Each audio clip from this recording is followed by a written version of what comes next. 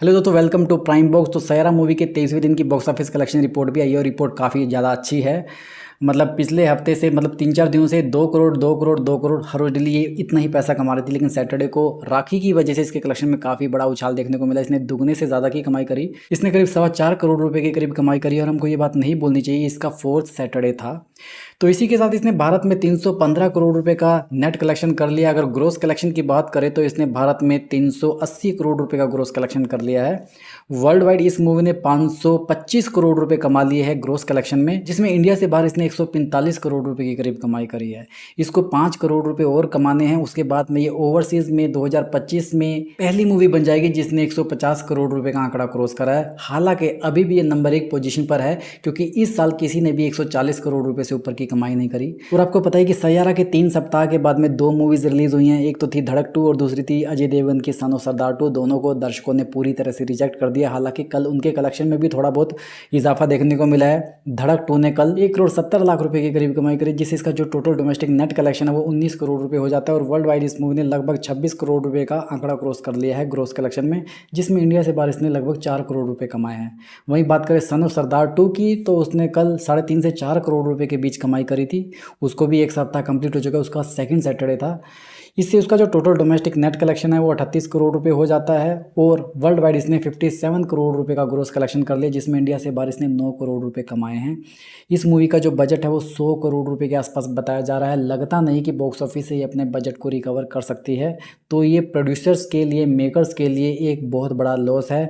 और ऐसा देखने में बहुत ही कम मिलता है कि कोई मूवी बने उसका सीक्वल फ्लॉप हो जाए, बट इस बार 2 सीक्वल एक साथ आए।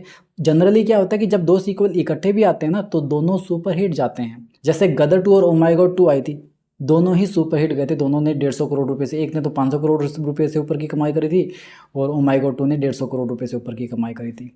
तो ऐसा रहता है। लेकिन ये पहली बार ऐसा है कि भारत के बॉलीवुड के इतिहास में, इंडियन सिनेमा के इतिहास में, कि 2 सीक्वल आए इकट्ठे और दोनों के दोनों फ्लॉप हो गए।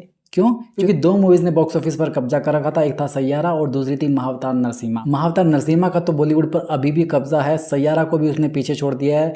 वीक दर वीक उसका कलेक्शन बढ़ता ही जा रहा है। पहले वीक में जो कलेक्शन था दूसरे वीक में उससे ज़्यादा था, और मैं आपको दावे से कह सकता हूँ तीसरे वीक में जो इसका कलेक्शन होगा वो शायद दूसरे वीक से भी ज़्यादा होगा। अब रिकॉर्ड्स की बात करें तो कल इसका 4th सैटरडे था। तो 4th सैटरडे को सबसे ज़्यादा कलेक्शन करने वाली मूवीज़ की अगर बात करें तो इसने KGF चैप्टर 2 को पछाड़ दिया है। उसने 4 करोड़ 75 लाख रुपए के करीब कमाई करी थी।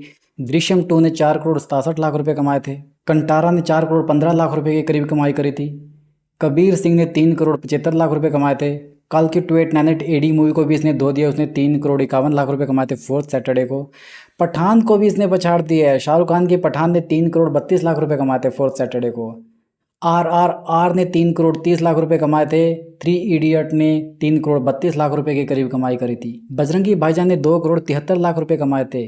पुष्पा 1 ने 2 करोड़ 66 लाख रुपए कमाए थे। मतलब अभी भी इस मूवी के अंदर दमखम है कि ये बड़े बड़े दिग्गज स्टार्स की मूवीज़ को पछाड़ रही है। अब जैसे कि मैं आपको ये रोज़ बताता हूँ कि भारत में सबसे ज़्यादा पैसा कमाने वाली मूवीज़ की लिस्ट में अभी ये 15वें नंबर पर है। इसने 315 करोड़ रुपए का नेट कलेक्शन किया है। 320 करोड़ रुपए जैसे ही कमाएगी ये 14th नंबर की पोजीशन पर आ जाएगी बजरंगी भाईजान का रिकॉर्ड तोड़ने के बाद में। वैसे जो लोग इस चैनल से अभी जुड़े हैं उनकी मेमोरी को मैं थोड़ा सा रिफ्रेश कर देता हूँ। सैयारा ने सुल्तान का रिकॉर्ड तोड़ दिया। उसने लाइफ टाइम 300 करोड़ रुपए कमाए थे। कल की 2898 AD मूवी का रिकॉर्ड भी तोड़ दिया। उसने 293 करोड़ रुपए कमाए थे। कबीर सिंह, जिसे भारत की सबसे बड़ी लव स्टोरी मूवी कहा जाता था, उसने 278 करोड़ रुपए के करीब कमाई करी थी। ये भारत की पहली लव स्टोरी मूवी है जिसने 300 करोड़ रुपए से ऊपर का कलेक्शन किया है। RRR का रिकॉर्ड तोड़ दिया। उसने 272 करोड़ रुपए कमाए थे भारत में। टाइगर 3 ने 276 करोड़ रुपए कमाए थे। धूम 3 ने 271 करोड़ रुपए कमाए थे। शाहरुख खान की चेन्नई एक्सप्रेस और डंकी ने 227 करोड़ रुपए के करीब कमाई करी थी। मतलब इतनी मूवीज के कलेक्शन को बीट करने के बाद में ये 15th नंबर की पोजीशन पर पहुंची है। वर्ल्ड वाइड ग्रोस कलेक्शन के बारे में बात करें तो अभी इसमें ये टॉप 25 से बाहर है।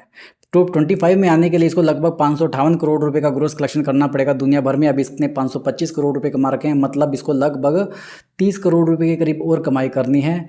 और उसके बाद में ये धूम 3 को टॉप 25 से बाहर निकालने के बाद में खुद 25वें नंबर की पोजीशन पर आ जाएगी।